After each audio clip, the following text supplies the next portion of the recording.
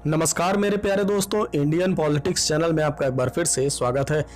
तो दोस्तों, आज हम आपको दुनिया के सबसे क्रूर और निर्दयी शासक से रूबरू कराने वाले हैं।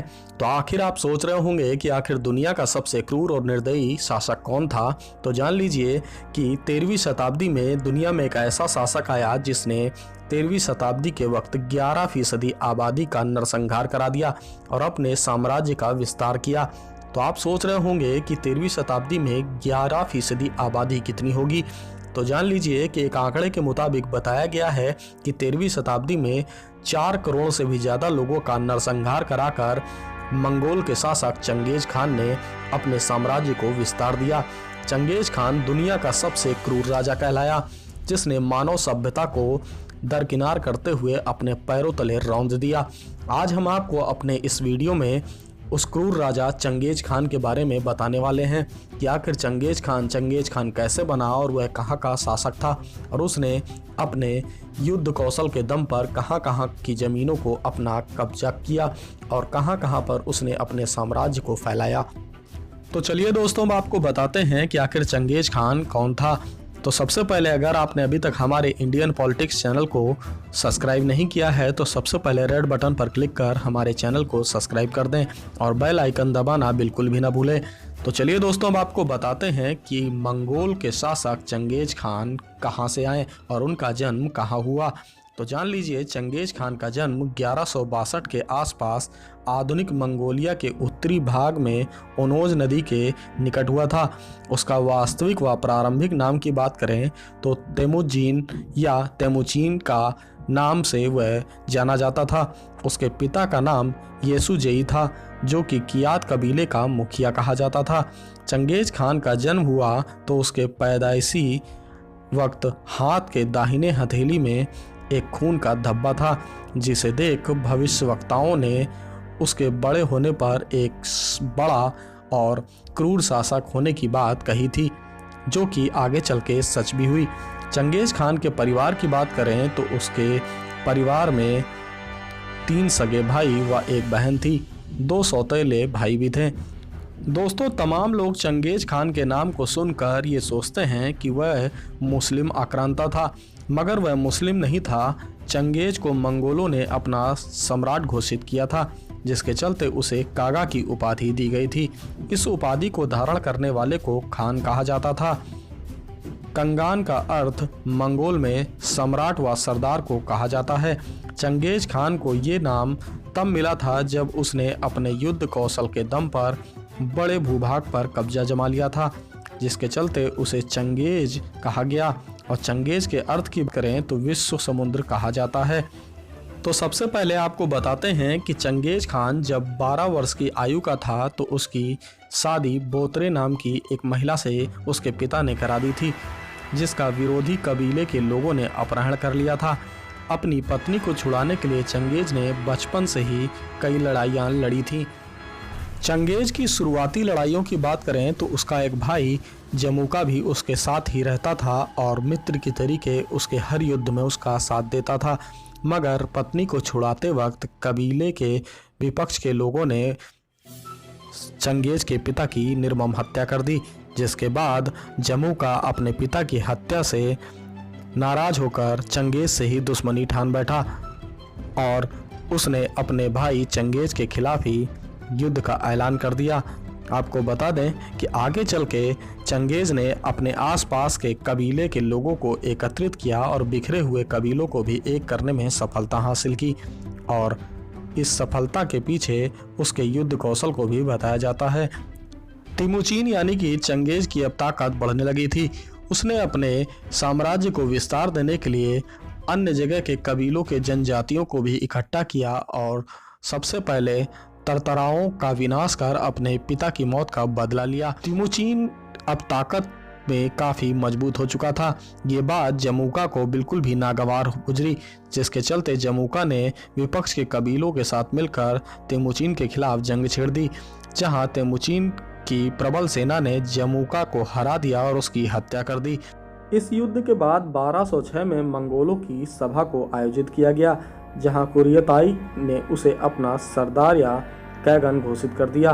मंगोलों के इतिहास का सबसे मौलिक किताब आ सीक्रेट हिस्ट्री ऑफ मंगोल में इस बात की घटना का जिक्र कहा जाता है कि जब तंबुओं में रहने वाली सारी जनजातियां एक ताकत में एक बैनर तले आ गईं, उस साल ओनोज नदी के किनारे सफ़ेद झंडे के नीचे उन्होंने चंगेज यानी तेमुचिन को कैगन के खिताब से नवाज दिया। यही कैगन आगे चलकर खान लफ्ज के नाम से जाना गया और इस तरह तेमुचिन चंगेज खान कहलाया। तो अब आपको बताते हैं चंगेज के युद्ध अभियान के बारे में। तो जान लीजिए, चंगेज खान ने मंगोलों की एक सेना का गठजोड़ किया और सबसे पहले उसने चीन पर विजय प्राप्त करने का अभियान चलाया। चीन उस समय 3 भागों में विभक्त था। उत्तर पश्चिम प्रांत की बात करें तो वहाँ पर तिब्बत मूल के सी लियालोन का राज हुआ करता था। तो वहीं जरचैन लोगों का चीन राजवंश जो उस समय आधुनिक बीजिंग के उत्तर वाले क्षेत्र में शासन कर रहे थे, तथा सुंग राजवंश जिसके अंतर्गत दक्षिण चीन आता था। 1209 में सी लियालो परास्त कर दिए गए और 1213 में चीन की महान दीवार का आक्रमण हुआ और इस आक्रमण में चंगेज खान ने अपनी सेना के साथ चीन को तहस नहस कर डाला और 1215 में पेकिंग नामक जगह को लूट लिया। चीन राजवंश के खिलाफ 1234 तक लड़ाइयाँ लड़ने की बात सामने आई है। आपको बता दें कि इस युद्ध के दौरान चीन में काफ़ी बड़ी संख्या में चंगेज खान ने नरसंहार किया था। कहा जाता है कि चंगेज खान जहां पर अपनी सेना के साथ हमले के लिए आगे बढ़ चलता था, वहां पर केवल और केवल मौतों का साया ही नजर आता था और शहर के शहर पूरी तरीके से तबाह हो जाते थे। तो चलिए अब आपको बताते हैं कि चंगेज के आगे की क्या योजना रही और उसने कहां पर कब कब हमले किए। चीन पे अपना अधिकार जमाने के बाद चंगेज खान ने अपने साम्राज्य विस्तार की योजना बनाई और उसने आगे चलकर चीन, वर्तमान का कोरिया, रूस, पूर्वी यूरोप, इराक, ईरान समेत दुनिया के आधे बड़े भूभाग को लहूलुहान और रक्त रंजित कर अपने साम्राज्य का विस्तार कर दिया। 13वीं सदी में मशहूर इतिहासकार रशीद उद्दीन हमदानी ने अपनी पुस्तक में लिखा है कि चंगेज खान ने ईरान के एक हमले में वहां की आधी से ज़्यादा जनसंख्या को समाप्त कर दिया था। बताया जाता है कि जिस वक्त ईरान पर चंगेज खान ने हमला किया उस वक्त ईरान की आबादी 25 लाख थी, मगर जब ईरान से चंगेज खान वापस आया, हमले के बाद ईरान की आबादी मात्र 2.5 लाख बची थी। ऐसे में इस हमले का अंदाज़ा लगाया जा सकता है कि चंगेज खान ने कितना क्रूर हमला किया होगा। वहीं आपको आगे ले चलें तो चंगेज खान की एक बेटी भी थी जिसकी शादी उसने टचार नाम के युवक से की थी। टचार की ईरान के एक तीरंदाज ने तीर मारकर हत्या कर दी। जैसे ही टचार की हत्या की सूचना चंगेज की बेटी को लगी तो वह काफ़ी रोने धोने लगी और उसने अपने पिता से न्याय की गुहार लगाई, जिसके बाद चंगेज खान अपना आपा खो पहुंचा और उसने ईरान के निसापुर में नरसंहार कर दिया। इस नरसंहार की बात करें तो कहा जाता है कि निसापुर में एक भी ना ही बच्चा, बूढ़ा, बुजुर्ग कोई भी इस नरसंहार से बच नहीं सका और तो और इस नरसंहार में जानवरों तक की हत्या कर दी गई। सबसे बड़ी बात यह रही कि इस नरसंहार में चंगेज खान ने एक सरों का पिरामिड बनवाया और समाज को ये संदेश देने का प्रयास किया कि चंगेज से लड़ने वाले का यही हश्र होगा। चंगेज खान की इस क्रूरता को देखकर दुनिया के अन्य देश भी दहल गए थे। आपको बता दें कि चंगेज खान के खौफ से भारत भी अछूता नहीं रहा, मगर गनीमत ये रही कि चंगेज का उतना प्रभाव भारत पर नहीं पड़ा। सूझबूझ के निर्णय के चलते चंगेज खान का हमला भारत पर टल गया, क्योंकि दिल्ली के सुल्तान इल्तुतमिश ने चंगेज खान के दुश्मन को शरण न देकर उसकी निर्मम हत्या कर दी, जिसके चलते चंगेज खान इल्तुतमिश से काफ़ी खुश हुआ और उसने भारत पर हमला ना करने का निर्णय लिया और वो वहीं से दोबारा मंगोल की तरफ वापस हो गया। आपको बताते हैं कि कई बार लोग ये सोचते हैं कि चंगेज खान एक मुस्लिम आक्रांता था, मगर ऐसा नहीं है, क्योंकि चंगेज खान त्रिअंगी धर्म का अनुयायी था। त्रिअंगी धर्म में देवता त्रिअंगी की पूजा होती है। इस धर्म की बात करें तो इसमें नीले आसमान को सबसे पवित्र माना जाता है और उसी की आराधना की जाती है। 13वीं सदी में मंगोल और तुर्क का ये प्रमुख धर्म कहा जाता था। यह धर्म प्राचीन एशियाई धर्म था। चंगेज खान के बारे में बताया जाता है कि वो एक क्रूर राजा तो जरूर था, मगर वो धर्म विरोधी बिल्कुल भी नहीं था। वो सभी धर्मों मान भी करता था और उसके द्वारा कभी भी किसी धर्म को हानि नहीं पहुंचाई गई। उसके धर्म को हानि पहुंचाने के प्रमाण भी कहीं नहीं मिलते हैं। उसका ऐसा मानना था कि यदि साम्राज्य बड़ा करना है तो जनता को खुशी देनी होगी और सभी को अपने अपने धर्म के हिसाब से पूजा अर्चना करनी देनी चाहिए, जिसमें वह सफल भी हुआ। तो दोस्तों, आपको बताते हैं कि चंगेज़ खान ने अपने देश में किस तरीके की योजना बना रखी थी।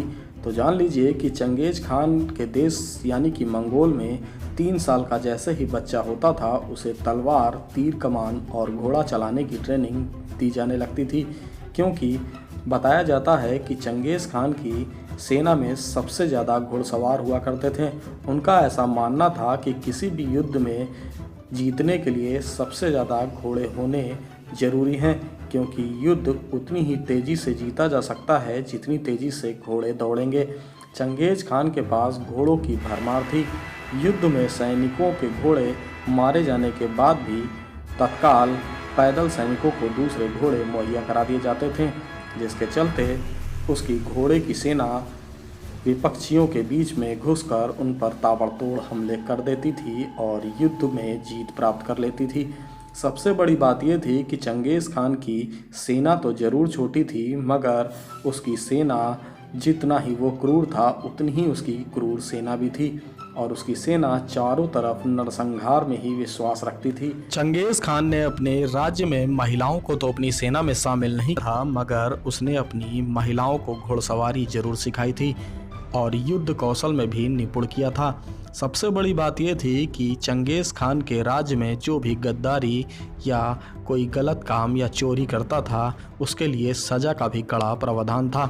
बताया जाता है कि एक 3.5 फुट का रथ का पहिया जो कि काफ़ी धारदार था, ऐसे लोगों को सज़ा देने के लिए उस रथ के पहिए को घुमाया जाता था और जो भी शख्स 3.5 फुट से ऊंचा होता था उसकी गर्दन कट जाती थी। यानी कि बच्चों को छोड़ दें तो किसी भी बड़े को चंगेज़ खान जुर्म करने के बाद माफ़ नहीं करता था। तो दोस्तों, जान लीजिए चंगेज़ खान जिस भी राज्य पर हमला करता था वहाँ की महिलाओं के साथ उसका किस तरीके का व्यवहार रहता था। तो चलिए आपको बताते हैं कि चंगेज़ खान दरिंदे के साथ साथ हैवान भी था। जिस भी राज्य में वह हमला करता था वहाँ की महिलाओं को अपने कब्जे में लेकर सुंदर महिलाओं को अपनी अय्यासी और हवस का शिकार बनाया करता था। वो अन्य महिलाओं को अपने सेनापति और सैनिकों के हवाले कर दिया करता था। कहा जाता है कि चंगेज़ खान की 500 से अधिक रानियां थीं। एक शोध के मुताबिक वर्तमान में पता चला है कि यूरेशिया में 1.5 करोड़ से भी ज़्यादा लोगों का डीएनए चंगेज़ खान से डीएनए से मिलता जुलता पाया गया है। ऐसे में चंगेज़ खान का परिवार कितना बड़ा था इसका अंदाज़ा लगाया जा सकता है।